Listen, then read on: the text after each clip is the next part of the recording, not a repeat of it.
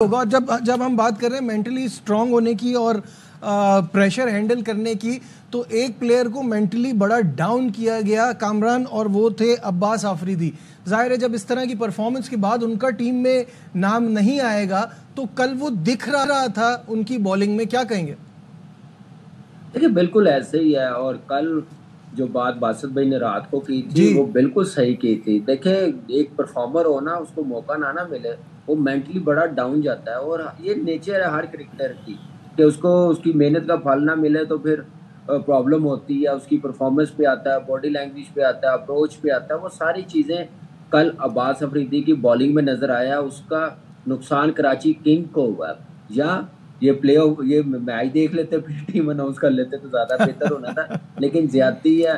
अब्बास अफरीदी के साथ बड़ा जबरदस्त लड़का है, मेहनती बहुत है, बैटिंग भी साथ साथ अपनी बेहतर करता जा रहा है। उसके साथ सुफियान है। बार बार हम कह रहे हैं सुफियान और अब्बास अफरीदी किसी तरीके से ड्रॉप नहीं होते थे।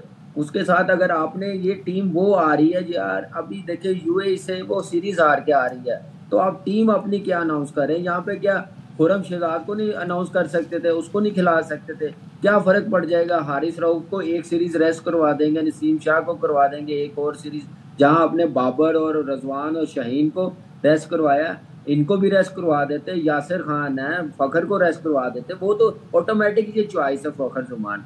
तो ये चीजें करने वाली हैं, ये कौन करेगा? मैंने कहा ना, ये साल हमारे लिए बड़ा अच्छा है कि आप अपने प्लेयर्स बना सकते हैं, टीम बना सकते हैं, बैकअप प्लेयर्स बना सकते हैं कि आपको आने वाले टाइम पे कोई प्रॉब्लम ना हो। सही है। फिर उसके साथ आपको डोमेस्टिक क्रिकेट और सिस्टम आप बेहतर करेंगे।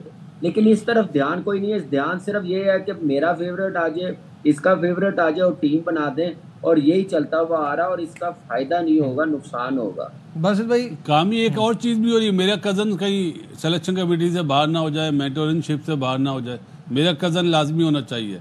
और जहां तक अभी अब्बास आफरीदी की बात बोली कामी ने, वो सुफियान मुकीब ने ट्वीट करा इन्नल्लाह मअ साबिरीन, बता दिया उसने सबको।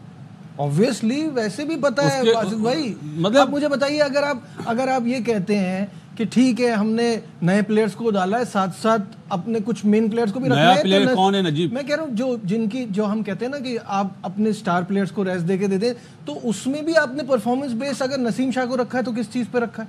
बात इस्लामाबाद यूनाइटेड, मुझे तो कोई डर नहीं लगता भाई।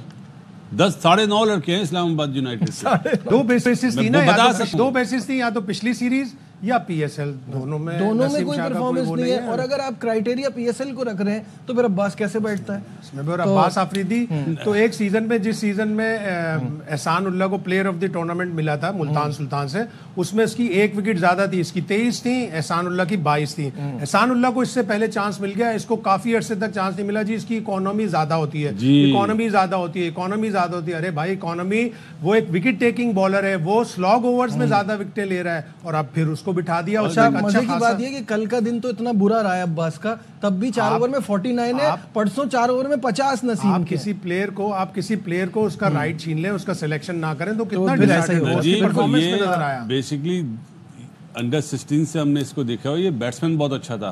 अभी तो इस पे बैटिंग पे कोई ध्यान ही नहीं दे रहा। स्लॉग बहुत अच्छे करता है, बड़े अच्छे नजर भी आए हैं इस बार। ये उमर गुल का भतीजा या भतीजा है। जी।